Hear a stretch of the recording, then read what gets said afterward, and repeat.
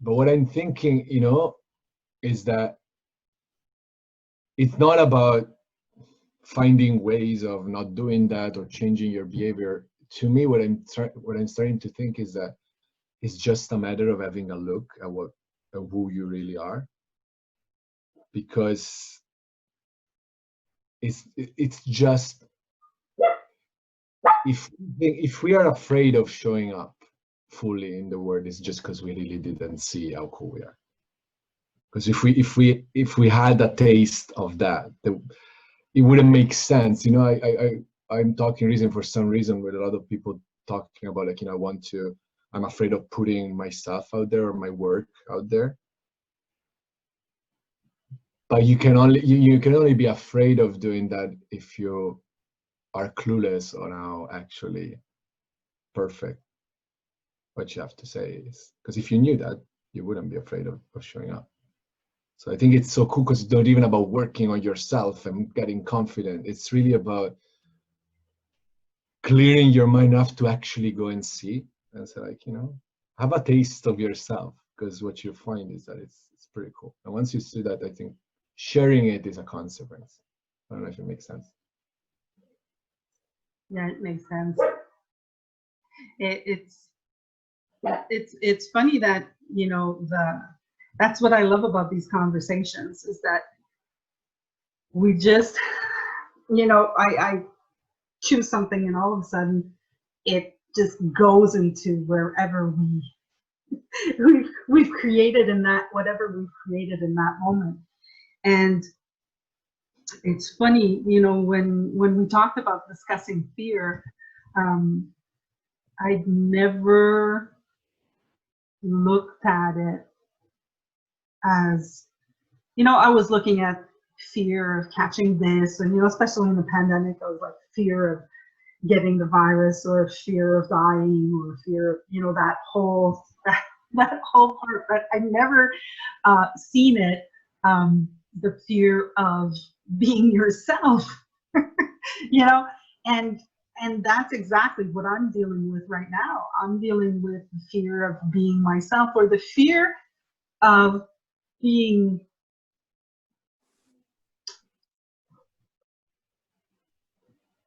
seen. Mm-hmm. It's like,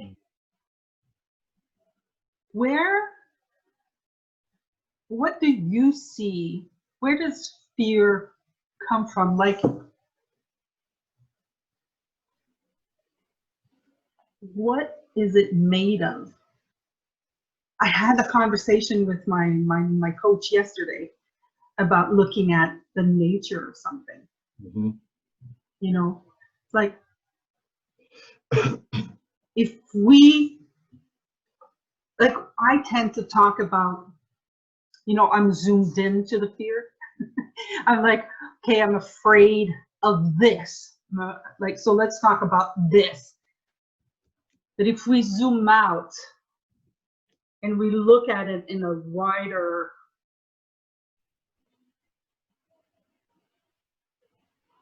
just wider, like when we're on a map on Google and we zoom out, like if we look at the directions, it goes turn there, turn there, turn there. But if we zoom out, we can just go see those 2 points and we can see, okay, it's from there to there. What is fear for you? Like, what is it made of? Yeah, I think it's a cool exploration. I mean, what you were saying before, it's already something that I don't know, it's interesting, right? Like, it seems like already there are two different things we're talking about when we talk about fear. There is sort of the immediate fear of, like, I don't know, there's a tiger in front of me and I'm afraid, and then there is a fear that doesn't seem to be directly linked to what's happening in that moment exactly, right? It's more coming from making up scenarios of what we think might happen. And I thought it was cool. I was listening to you to see. I don't know. Do you also see, it seems that there's some sort of distinction there between an instinctive fear of that might actually be a healthy thing, You know, right? If I'm in imminent danger, it's probably a good thing that I have that something that kicks in and makes me just react to it. Thing is, I think in our lives in this world, we rarely are facing a tiger. You know what? What's interesting in what you're saying, what's making me see is, yeah, of course, if we face a tiger, like, we're going to be afraid. We're going to run for our lives. And in that moment, it is a real fear. I just thought, right now, I thought, you know what, it's funny, these two different things are actually opposite. It seems to me that if we feel like we're in imminent danger, what happens, like, our normal reaction is our mind gets really clear. Yeah. You know, we're not thinking, it's clean. So we perform at our best. So it becomes a device that helps us being at our best. The other one is the opposite. Like, when we feel worried or afraid about something, there's more in our head, it's actually, we have so much thinking going on in that moment. We're like, yeah, I know, but what about this, and what if that, and if that happens, and oh my god, and how am I gonna do. So it's so interesting. They really come from a different, one brings clarity and the other is the opposite of it. Well, one is thought created, and one is, and we human beings can think till our head blows up. Like, so we can so we have this fear, right? And then we're having this thinking of fear, and then we're trying to get clear about it. Like, we look at it and it automatically transforms into something else, and then we look at it and it automatically transforms into something else. And then, does that make sense? Because it's thinking, right? It's not a tiger. Like, the tiger's a tiger. It's like, oh, there's a tiger there, I'm going over there. Right? Well, let's see, I have Summer had something to say. Hold on. Go, Summer. I was working with a client recently about fear specifically, and in my own life experience, one thing I've found is that when there's something of imminent danger that's real and true in the moment, my body's designed to react to it appropriately, and it does this before thinking comes on board. And that actually increases my chance of survival. If I don't let the thinking get in the way and I start questioning what I'm doing and I just let happen, I actually tend to survive the experience. And a lot of this can be just done driving, when somebody's going to come into your lane and you make evasive actions. That's all before thought. And that's a real fear. It's a real moment. And I trust me to take care of me in the right way at the time that it's needed. The rest of the time that I feel fear is about, like, producing something for my business and putting it out there in the world, and then worrying what's going to happen about that, opinions or responses or reactions or.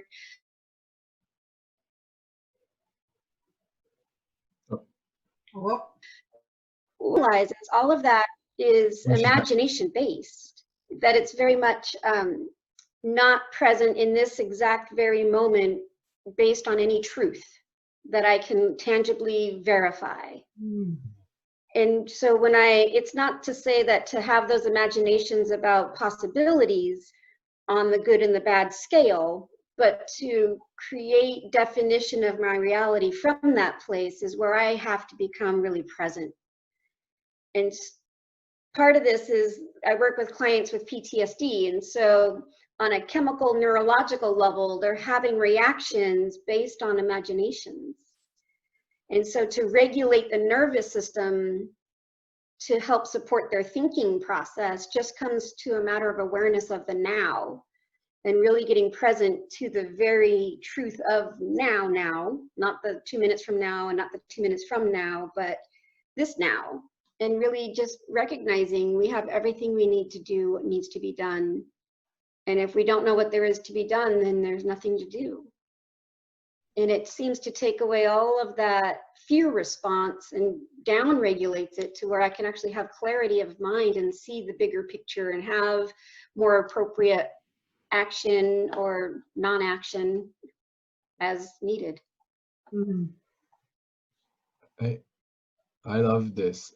One thing I thought was so cool, right? Like when I think it's funny. I by the way, I agree 100% with what you're saying. Just I think it's so funny to that we basically are saying, you know, okay, when it's a matter of life or death, I can totally trust myself without having to sort of manage my thinking. You know, I know I got it. But when it comes to, you know, posting a blog or I can't possibly trust myself there. I need to make sure, you know, and we do that, and I think it's super funny. Like it's like we know that we give our best, that we are fully equipped to deal with whatever life throws at us in the moment. But somehow, especially in the smaller thing that look big, we feel that, you know, just in case, let me kind of think about it a bit more, you know, and I think it's so cool. And also, I guess what I'm exploring recently is like, you know, Jasmine, there is like this story, I might not say it right, but like I think Michael said it, Michael in one of our intensives, about these two girls talking in this cafe, and one was saying like, yeah, you know, why do I always meet assholes, you know? And the friend looks at her and say like, well, the problem is not that you meet assholes, is that you give them your number. And is the thing that could, I think freedom from fear is not ever worrying or fearing, because I don't know if we can control that. I think sometimes we will have those thoughts, but it's to kind of like have the freedom of seeing like, oh, sometimes I will have fearful thinking in my head, but how cool to see I don't have to give them my numbers. I don't have to engage with those, and they will pass eventually. Right? That doesn't make sense. Yeah, it makes sense. I think that like if we come back to the beginning of the call where we were talking about, you know, the fear that, you know, I'm going to say the fear of looking bad, or the fear of not being good enough, or that fear that we have is yeah, it's made up. It's thinking, habitual thinking that we have about ourselves, right?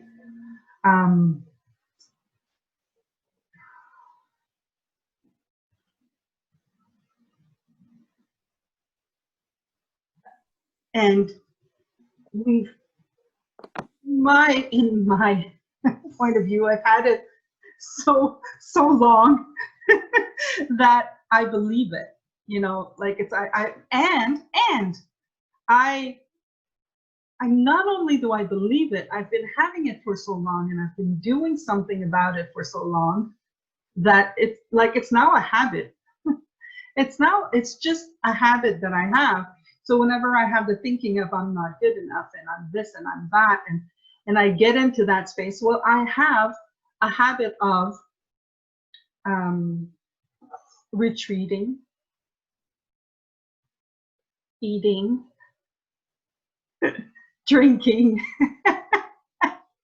you know, just so I could not pay attention to the thinking, right? Because I think the thinking is real. The thinking is real, but it's not true. It's something that I keep thinking, and I keep doing the same thing over and over and over again. But the important thing to know is not the content of the thinking. It's just to know that I am thinking in that moment. I am having these thoughts of fear of whatever, looking bad, looking good, being not good enough. And the nature of thought is that if I don't engage with it, if I just notice it, it will disappear. Because there are moments like this one where I'm not afraid. But, you know, you would have talked to me 15 minutes before we went on live. And then I was like, oh my God, what am I doing? I should just cancel these things. No, you can't cancel these things. What do you, you know, like I would have all this thinking about it. And I just like, no, it's okay. And then I texted you and I said, hey, come on in so that I can not feed this craziness, right? I think that's so I can relate. In February, I had 2 weeks. Like, I don't know if this ever happened. I had 2 weeks where I felt really bad. Like, I don't know if it was fear, worry, nerves. Like at the same time, it's always this sort of insecure thinking kind of kicking in.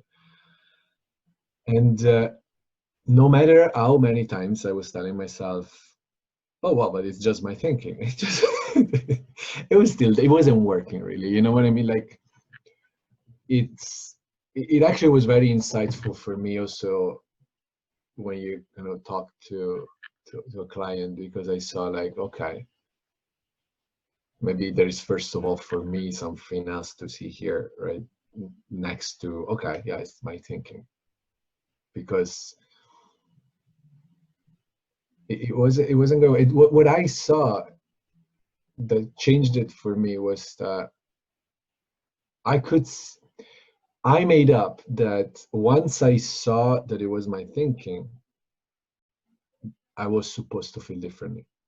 Right? Like I made up that, like, yeah, but now I said it, it's my thinking, so why it's not going away, right? But really, and therefore then that feeling, that sense of urgency of kind of I have to fix this, was just another thought that I was giving my number to, right? So I was jumping back in. So the moment I could see it, I was already out. Like, oh yeah, that's my thinking. In that moment, I was out of it. But because I had that sense of like, yeah, but I have to fix it, I would kind of jump right back in. And once I recognized that, I wrote an article about it, calling it sort of really debate, because it's so compelling. It is really like something you want to kind of like, oh yeah, I'm gonna dive in and fix this. But once they saw like, oh man, like that's also thought, that's also made up. I don't have to engage with that desire of I need to fix this, because as long as I think if we see, oh okay, it's made of thought, great, as a tool to sort of fix fear, it means that at some level we're still treating it as a thing that needs coping, needs fixing. You know what I mean? But once you start saying like, oh my God, yeah, it's my thinking, and right now I'm feeling like this, and that's okay. Like it's not written anywhere that I'm not supposed to be feeling like this.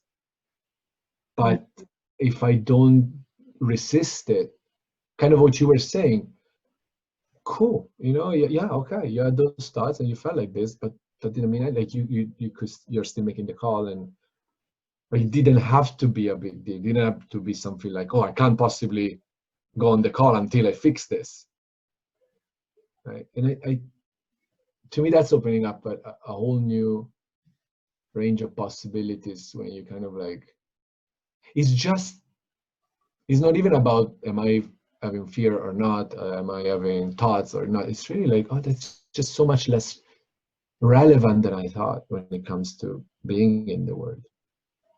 And if it becomes really like, oh yeah, oh okay, it's raining, fine, I'm doing my work. And oh, it's sunny, oh cool, I'm doing my work. Yeah. It just all gets so much easier. For Vicky, Mena, and Rose, I don't know if you've heard me in the beginning, But if you guys want to contribute, you can just either raise your hand somewhere on your screen. You should be able to raise your hand. Or you can just go, hey, Jasmine, I want to say something. And then I'm going to bring you in, and you can either ask a question or just share. And we have Summer that has something to say. So, Summer. I was thinking about what you were saying, how we can get caught up in our thinking, and we can recognize that we're thinking, but that doesn't change that we're caught in it. And I do that all the time. And one of the things that I found useful was compassion, to recognize the innocence at believing the thinking, because it is compelling. We bring in all the all of the chemicals and all the emotions, and we wear it like a well-worn sweater, and it just fits, even when it's uncomfortable and itchy, or it's got thorns in it or anything. Sometimes for me, I use a metaphor of a train. Like, I hop onto this train thought, I know where it's going, I've ridden this train 100 times, and I know everything I'm going to experience on this train. But for a long time, I told myself, once you get on that train, you have to ride it to the end. You're committed. And it's only recently that I've realized that the train actually makes stops every time you become aware that you're on it. And you can get off the train, that I don't have to stay there. And it really had a lot to do with my belief systems, that I didn't have to believe the train just because I had the train in my head to hop onto. And I didn't have to identify with what happened in the train just because it was available. That I could get off at any moment, and there are several stops along the way, and I don't have to justify leaving the train. Whereas before, I used to have to, like, I would argue with myself about why I'm not going to believe that anymore, and all the beliefs would jump on about why they're so compelling and I should. And it was all fear-based. I was afraid not to believe it because who would I be without it? And I was afraid to believe it because it was painful to have it. And so it was just fascinating to recognize with compassion, it's innocent to think it, and it's innocent to let it go. And that whether I go either way, I'm still okay, but choosing gives me a better feeling. And then in that choice, the fear is still available, but the choice now means that I could choose the fear, but I could also choose non-fear. And then what world does that open up? And it's just fascinating to have that capacity. But I found that there's the compassion for the innocence of having hopped on the train in the first place and realizing I don't have to ride it to the end. I was really stubborn. I really thought I had to ride it to the bitter end, and getting off whenever I choose to anymore is just amazing. I mean, the image of the train and that it stops every time that we kind of are aware of being on board. It's really cool. Like, if I can just to explain, it's almost like what I wonder about is what it seems that it's happening kind of to me. What I'm seeing is not, I don't know if I would call it, for what I see now, a choice. Like it's or maybe I could, I don't know, maybe I guess I could sort of choose, like, okay, well, I'm not going to be afraid anymore, or like I'm going to jump off the train. But it's so cool, really, just not having to an opinion, not having to be afraid of feeling something, right? Whatever that is, right? So if you know it's like, okay, what's a train? Like, I guess I'll go off eventually, or he's gonna reach the destination, or but the cool thing of like knowing that in and of itself, the sentence, oh, I'm feeling scared, as there is nothing. If you can put like a full stop, right? Like, oh, apparently I'm scared right now, like, and cool, I know what's going on, so I don't need to even jump in. It's kind of like, but I can relate to what you're saying, because it seems that the more I'm okay with that, the sooner I go off the train. But it just almost happens by itself, and I think it leads to compassion, because I know that I for what I heard, I know that's not what you were talking about. I know that it's easy to hear when we talk about choice, or at least for me in the past, it would have been easy to hear. Basically, so if I still choose the fear, well, then again, that's my fault and I'm doing it wrong. So I should be stronger and pick. But I love that you mentioned compassion, because like, what if we could just be okay with, okay, well, apparently that's kind of like, I'm having a thought storm right now. And that's human too. But if I know it's not gonna leave everlasting scars, I know it's not gonna change my work, if I know it's not gonna really affect me in any way once it's gone, then, you know, sure, I can have a preference. It's like, I like it when it's sunny, but I mean, if it's okay if it rains, you know. And it's really about how interesting, or how less interesting it becomes. That, at least for me, that was the thing. If I was feeling in a certain way and I decided I wasn't supposed to, now how I'm feeling and what I'm thinking became so interesting. But if you see that you can still engage with the world and be open to the world regardless of how you're feeling, you're just going to tend to be off the train more often, because it's just not as fun to be on the train. It's like you're just going to do it more often. And so I really love the image. Thank you. That was lovely. I love what you're saying about the permission to feel what you feel, and knowing that even the feeling is temporary, no matter how bad it is or how lovely it is. Both of them are temporary. But I think that's what brings the richness of life, is all those range of emotions and how extreme we can go with them. But every one of them is temporary. Yeah. I that's very cool.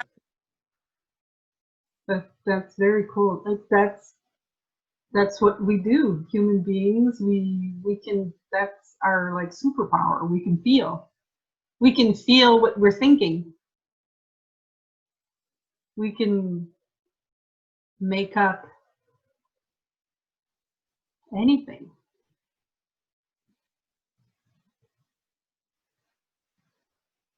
Yeah.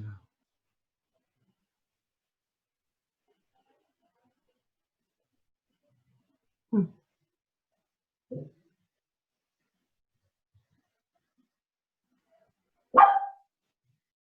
You know, I don't know if it happened to you in certain conversations, but like sometimes when I start talking about the fact that we feel our thinking, right?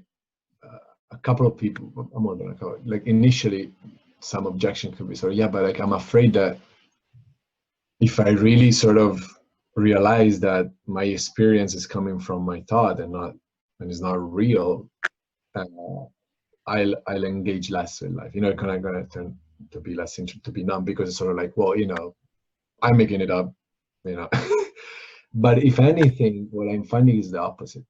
Is that by knowing where it's coming from, you can really dive into it, even into the fear, even into the word, because you don't have to resist it, to fight it. You don't need to distance yourself. You don't need to cope. You don't need to manage it if you know that it's made of something that is transient. So if anything, it sounds weird, but I'm enjoying my fear more fully, in love and fun and excitement, all sort of feelings. If you know that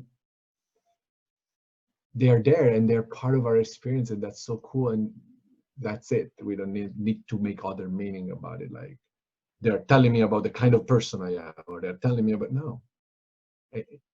If anything, it actually makes life richer, not less, you know. Because they this idea kind of like, you know, the Zen mode, sort of like unattached by anything. But that's not what I'm seeing with me or with the clients. It's the opposite. It's really an opening to life, because you don't have anything to fear.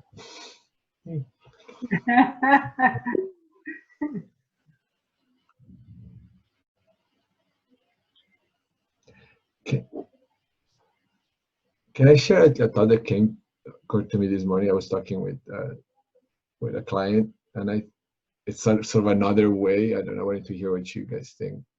Of course, share away. About fear. But in another way of looking at it, what I'm noticing is that often when we talk about the fear of putting our work out there or whatever that is, so not the tiger fear, but when we're talking about that sense that we kind of feel paralyzed because what are they going to think, it seems that really that's a sign of the fact that we're making the thing about us. Like what I noticed is that when what we are doing and our work and our life and our project and whatever it is, it's about us, we tend to have that sort of thoughts about like, yeah, but oh my God, what are they going? When we are actually more interested in the thing itself that we have in front of us, whether it's a project, a work, I mean anything, a relationship, we just cannot have that. Like those are all self-conscious thoughts.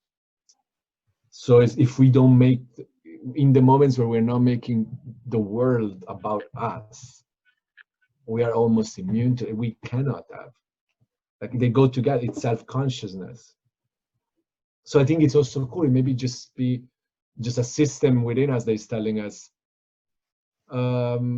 okay, Nico, for a second, you're just thinking that the world is all about you. Maybe you want to reconsider. And it's just a way of kind of going back to life. Right? Like, hey, you go back into your head. You're now living your world, but like, why don't you kind of go back and play? Like, I don't know. Did you hear anything there? Summer has something to say. Hold on. Go. Did I unmute you? Apparently I'm quite talkative today. There you go. I was thinking about what you were saying about our capacity to feel all the things that we feel, and it reminded me of how when we go to a movie, we really let ourselves get engaged in the movie, and it could be a terrifying one or a loving one or a heartbreak one or a little bit of everything, and we just go through that movie fully engaged. But there's an element of knowing in about an hour and a half I get to go home, or it's imaginary and it's fun to go on the roller coaster, but it wasn't my story. And I think that what I've found is that I've come to a place in life where I can trust me to have the resilience to go through my own movies and know that I'm going to come out okay when I'm done watching it. And I think that that's I didn't believe that I was going to be okay. I thought I really identified with the movie and I became the movie, and I thought it was true. But now that I can recognize that I can have the movie and be in the movie and play all the characters of the movie and feel the things, but I also know I can let it go. It's my imagination. And I think that comes to what you're saying about making it all personal and recognizing the universal gift that we bring, and can we separate ourselves from it and still be a conduit of it. It's lovely. I love that you say I can trust myself. Like what you said earlier about, when we're in front of a tiger and we say, okay, run, it's before thinking, right? The reaction comes before thinking, and we just do what we do, and we can trust ourselves that that's going to happen. But what if that was always there, and you can trust that that's always there? So you're going to be okay. You're going to be able to deal with whatever you're dealing. And if you're having these physical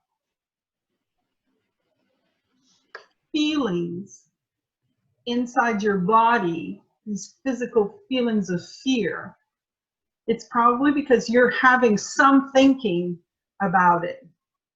Because if it was real, you'd be gone.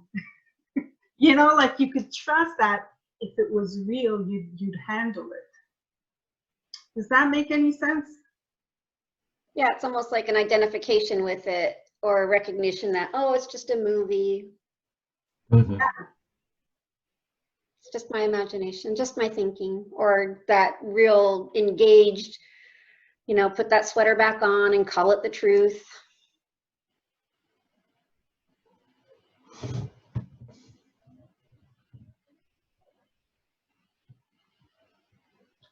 That's why they say thinking is powerful. Like we can create anything. We can create a plane, you know, and we can create anxiety, and we can create, you know, I know a friend that she can just have a thought and she can drop like this. She just loses all control. She faints. That's how powerful she is. And I tell her, wow, like if you could just identify it, identify when is it real? Like there's a different feel to it. There's that we have to look inside and go and feel it. It doesn't feel the same way. Like when I first started working with the principles and thinking, because I'm very thought oriented. I like to think my brains out. When I first started working with it, I really started to feel the difference in my body, in the sense that when I was in my thinking, it was up here. I could feel it in my head. I could feel like my brain was like freaking out. And then when I was in my knowing, in my wisdom, what I call wisdom now, when I that thing that I can trust in me, it's coming from here, you know. And it took me a long time to identify between them, because I was caught up in the good bad, right? So I had it like, when I'm here, this is bad, and when I'm here, this is good. And that screwed up with me for, like, it just messed me up for a little while. But when my mom got sick, you know, my head could be telling me, this is hell, illness, this is crazy, this is stupid. And I could have stayed there if I wanted to. But my wisdom was telling me, okay, there is a problem. What can I do about it now? Like what shows up now for me that's not up in my head, not up in fear, not up in sadness, not like, that's not generated by that. What does my heart say? And I would just bring myself back to the moment. Right now, what's going on? And then I trust myself. I just look at mom, how's she doing? She's happy, okay? She's happy. Yes, she was sick, but she was happy, right? Like, okay, there's nothing, that's good, she's happy. Does she need anything? Mom, do you need to eat? Need water? Did you go to the bathroom? You know, like all the needs that human beings need. And I'm not going to tell you it was fun. You know, it was not, but it was beautiful. Because I wasn't debating with this. It wasn't about that. Those were the most beautiful years of my life, taking care of mom, you know? So there's a different feeling to it. Yeah. Yes. I'm, well, thanks for sure. That was a really beautiful shared story. Thank you. Look, to me, I mean, like, what I think I was wondering, you know, what we can talk, you know, we can make a 12 hours webinar on this and keep going and keep seeing probably something new and exploring. And I think it's pretty cool. Like, you know, we should totally do it once. But to me, I guess if I could sort of, you know, with a magic, you know, one, just say like, okay, you know, like all of the people here would just really kind of bring one thing on. For me, what I would love to give is that it's just so much less relevant, interesting, and important than we think. Fear.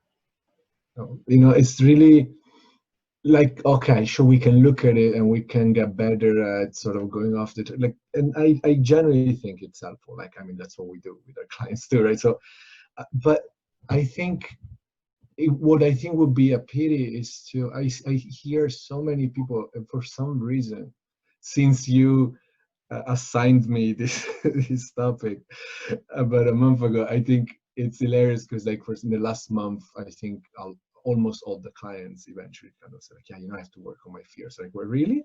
It just never happened before. They got your message, like everyone wants to talk about this. So anyway, but I think what would be a pity is to kind of spend. There is this sentence I really, really, really love. I always loved from the first time from Michael Neal, way before we worked with him. But that is, wouldn't it be a pity to have a wonderful life and not notice it? And the way I think we all, life is wonderful just in its essence, right? Before the circumstances, right? But the way we get ourselves to not notice it is by being really interested about our feelings and how to fix them, and why are they saying that we're wrong and we should feel different, and why are we feeling like this, and what's wrong with us, and blah, blah, blah. And again, look, that's human too, and I think it's part of the conversation. It's good to look at it, but I think when you start seeing like, you know, I have to work on my fears so that I can put my work out there. No, you don't. That's the thing. You don't just generally. That's how cool is that? You don't. You don't. You can absolutely do whatever you have to do and be terrified. it's just if you see that is not really so meaningful. It's not so. It feels compelling. I get it. Like somebody was saying it too. You know, it's true. It's 3D. When we are in it, it's real, right? But I don't know. Once you look at life, once you engage with all the things you can explore and create and just experience in life, it just, I think, become a bit less relevant, and probably you're gonna like be less that you're spending a lot of hours kind of being with your fear and thinking about it and understanding where it comes from and what to do about it and how do I fix it. And the image that comes to mind, it came to mind 2 years ago during a workshop, but it came to my back again now, is, you know, imagine that actually during a workshop, we were talking about Dumbo feather, right? As in, it was a workshop with Michael, was Genius Catalyst, and what we were looking at was, do we, you know, what's the nature of Dumbo feathers, of things that like we know are not real or necessary, but somehow they seem to help, right? And because we knew, you know, it's all coming from our thinking, and external strategies are not really the thing, but when they help, like, you know, kind of exploring that.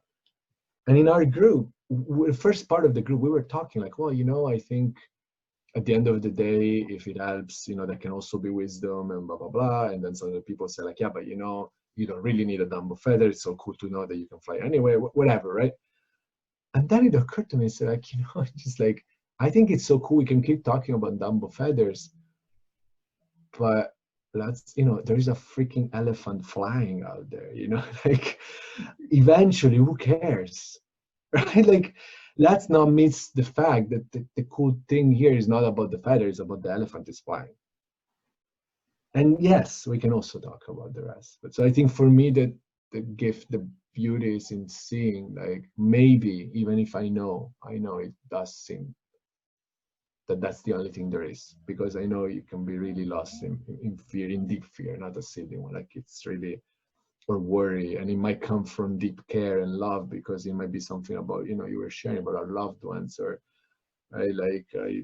my wife currently, we're in Italy, and she's Dutch, so the family is in Holland, and she has really old grandparents, and she really loved them. Of course, she's terrified about what could be happening to them with this corona thing, and even the idea of, and if anything happens, I couldn't even go to visit them or to the funeral, like, and right, so it's really not about like, oh, I would never occur to me to go to my wife and say like, oh, silly you that you're afraid of that, right? You're making it up.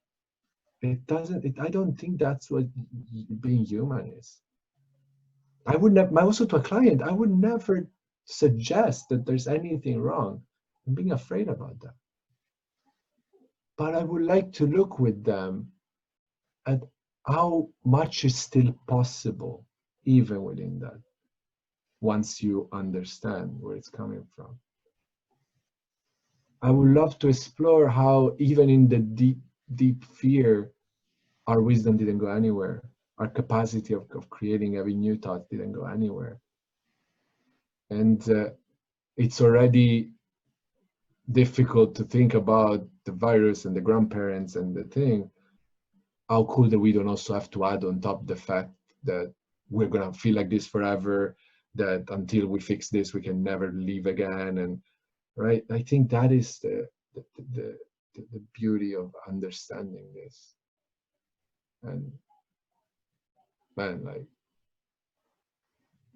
yeah, that's it. That's really what I really wanted to share. Mm.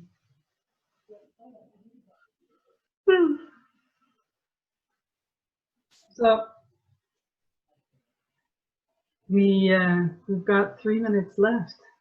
Does anybody want to say something? Come on, there are other 5 people. Yeah. Don't be afraid, right? Don't be afraid. Say something. If you have anything to say. If you don't, it's really okay. Or is it? We hope that it's made a difference for you, made you look somewhere else. Yeah, you know, I don't know if you will, if you share the recording or some whatever, but like anybody was watching, I think there is power. I love the idea of what Jasmine is doing with, you know, the subtitle or something, but you know, everything happens in a conversation, right? And I just happen to really believe that, and I think beyond the whatever, I think there is something magic when kind of people get together from a place of opening and presence and looking together, not really kind of from like, oh, I know better, but really just let's have a fresh look at things. You know, there is so much potential there. And, you know, if anything, that's the game. That's really, it's not something to get intellectual. It's just being in the conversation, whatever way, whether it's attending webinars, watching videos, checking.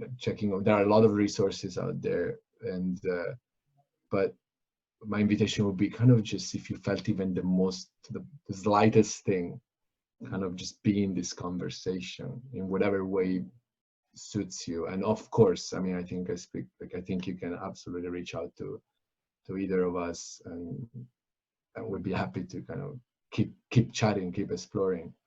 But even if it's not that and it's in a book, like, there is so much value in just kind of keep wondering, keep exploring, rather than trying to figure it out. And so yeah, I think that would be an invitation to make. Yeah, I'm gonna actually send the invitation to you all, let you know that we're both in Super Coach Academy, and for our certification, we need to log in hours, coaching hours. So if you are called to speak with Nico, he's, you can find, I have his link, his name in my Facebook page. You're gonna find him. You can reach out to him if you want to reach out to me. It's also definitely a possibility. Nico has this great new program that he's come up with, so if you want to go visit his page. In my case, I have a whole bunch of chats coming up. Rose, I know you're a fan. You're staying. You're sticking with us. Thank you very much for being there. And Summer also. Summer is always there. So Vicky, Anna, Danny, Mena, if you guys want to come and join again, you can go on my Facebook page and just say interested, choose your topic, and every time I have somebody new. So, and there are some that are listed until, I have booked till June 5th. So that's pretty amazing. So there are many different chats that are gonna occur. And that being said, I hope you Better than Netflix, I would say, you know, like so if the whole season. Yeah, exactly. I've got more seasons. So yeah, thank you very much for being here, and thank you, Nico. This was great. Thank you for talking Thanks for about having me. fear. That was great. Thanks for having me, and thank to everyone to be here. Fantastic. Bye, guys. Take care. Bye.